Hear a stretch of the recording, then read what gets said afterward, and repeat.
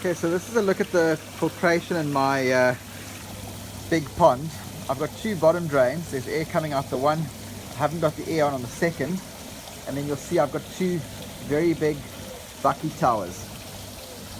There's actually 4 trays in each tower, and a good couple of 1,000 liters worth of bucky media. But first thing we'll do is we'll go through to the filters. There you can see I'm basically using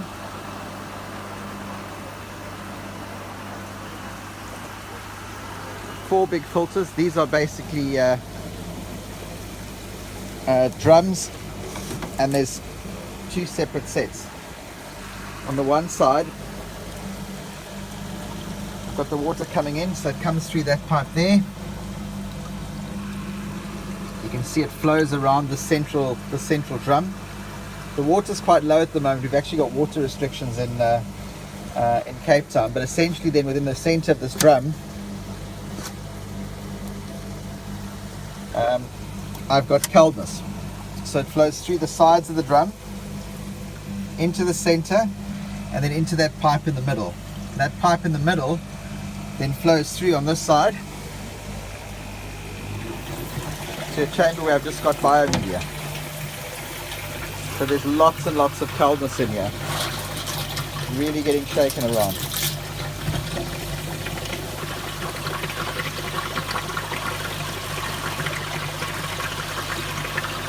So it's a bit tricky at the moment because the water levels are so low. Maybe what I can do is to show you what's going on inside this filter. Okay, there you can see the filter media packed. So basically the water's running through this filter media, gets stuck in here, all the muck gets stuck in here, and then eventually the water flows into the central pipe, and then from there it moves into the tank next door. 2 systems that are exactly the same as each other. So you've got the water running around the side, going through to the middle, and then going through to the bio chamber. Okay, this is a look at the second tank. You can see here water also quite low just because of the water restrictions. I haven't actually filled the pond up in full, but again I've got the central unit, water flowing around the outside, going through to the middle, and then flowing through to the bio chamber. There's the bio chamber on the end. Lots and lots of coldness.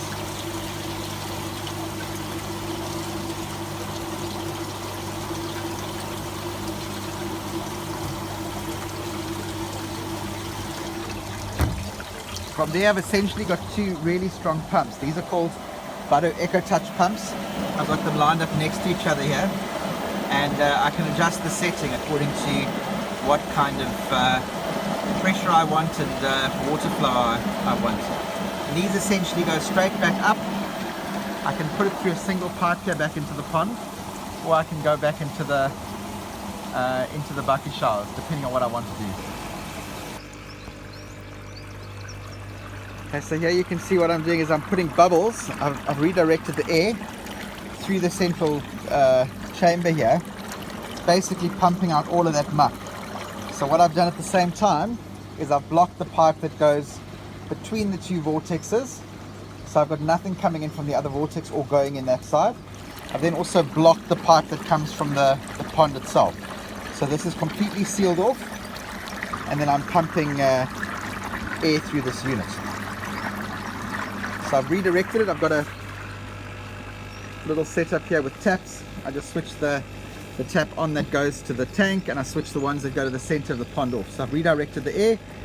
Everything on my pond is run off this little remote. Blue is for the pumps and for the air. Green is for the lights. Red is for an auto feeder that I don't have connected up now. So I just switch on and off with this sucker as I go. But this is me essentially flushing the filter. Okay, there you can see some of the craziness. What I tend to do is I stir up all this muck.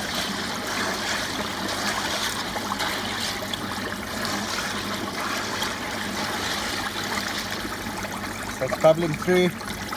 You can see, look how dirty the water in this tank is getting. Absolutely filthy.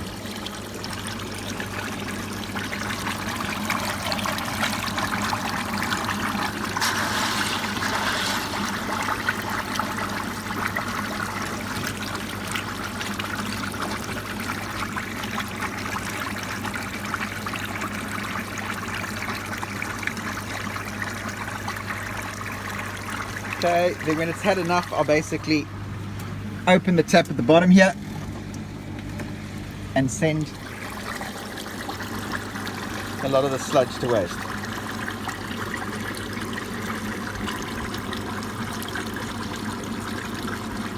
Here you can see it's going down. It's actually quite slow at the moment. I think the bottom is very, very dirty because I haven't cleaned the filter in a while. We've got problems with water here, so very difficult.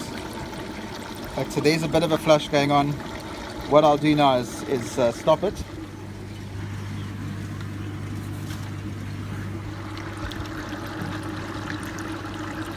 And then just let it settle back in this tank before doing a quick flush so that all the muck actually settles to the bottom and I quickly flush it out. What I can do now as well is I just open up to get some water flowing from the pond itself, then pulls up my setup again.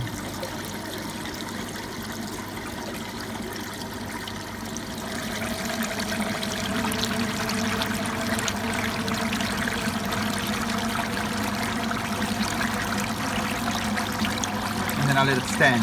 Normally what I would do though is I'd spray out the center chamber completely. So I'd drain it right down, I'd spray it out and do a complete clean. At the moment what I'm doing is I'm just getting a lot of the muck out of that center chamber just into the outside so that I can settle it down for the waste grain.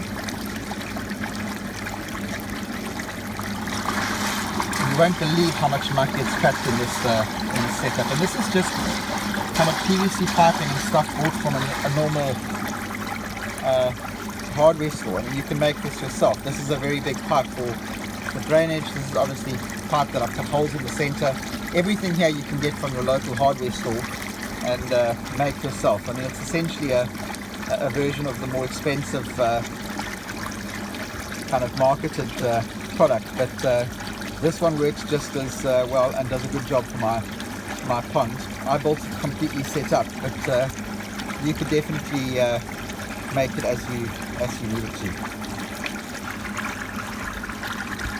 So what I'm going to do now is I'm just going to switch off, let it stand, and then do another flush. Okay, this is the flow coming out of the bucket shower.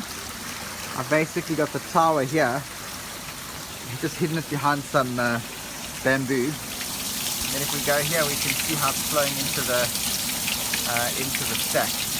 And here I've got different ways of filtration and just creating surface media. There's Kelnus, there's Bioball, there's also a lot of oyster shells to help with buffering, but essentially between the two bucket showers there's a huge amount of surface area, and that flows back to the pond. It's just a bit tricky at the moment. Normally the flow would have been a lot more significant, but with the water restrictions now I've kept the water a bit lower, and essentially I'm just filling up my pond from rainwater. So I'm not pumping in from the water mains at all. In fact, what I do need to do is possibly get another pump or fix the diaphragms on this pump, because it's not pumping like it should be. Normally I'd get two full bottom drains pumping at the same time. Now it's pretty much only doing one. But I'm not feeding a lot at the moment. I mean, it's towards the end of winter now, so the feeding is completely down. As I get into summer, I'm definitely going to increase the flow of air. Obviously I've also got air going into my 4 vortexes at the back there, especially in the biochamber side. But yeah, that's essentially my setup on my big pond. It's working really well. I'm getting good growth. My biggest fish in here is just on 80 centimeters, so really growing nicely. But at the same time also, you know, I'm getting water clarity. Unless I'm really feeding a huge amount of high protein food, the water's pretty much clear. And I've also got it under shade, so I put the shade sail over the top just to make sure that it gives the koi a bit of protection. You know, obviously it reduces the temperature of the water, but at the same time I think it helps dramatically with the quality of the koi's coloration. There you can see some of the bigger ones. It's a big karachi koi.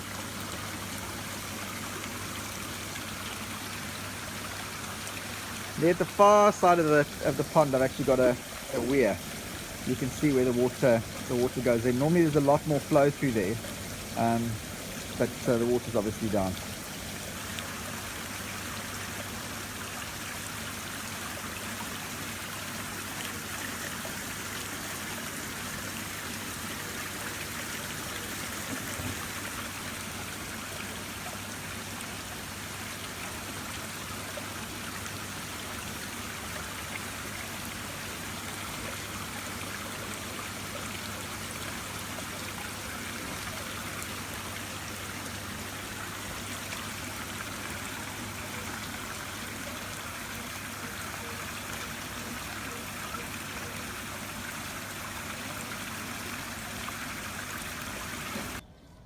And there you can see a bit of the garden. It's a really, really nice spring day in Cape Town.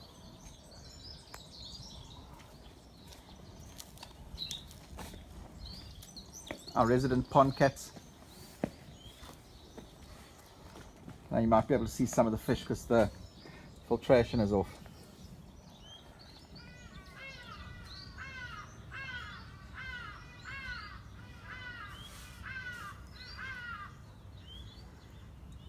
It's a big homebred karashigoi. Some koi babies along the bottom. Most of these are homebred. The utsuris and the shower. There you can see the baby. It's not very clear. There's quite a reflection on the water. But you can see some of the fish as they go past. Okay, so that's the system I've got on my big pond.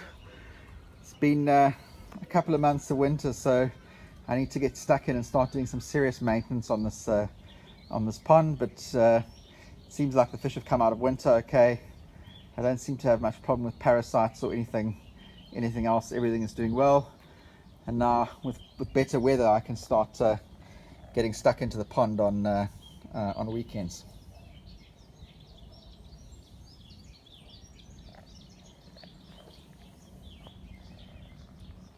This is the biggest fish in the pond. It's about 80 centimeters. It's a karashigoi. And there's a platinum ogon swimming next to it.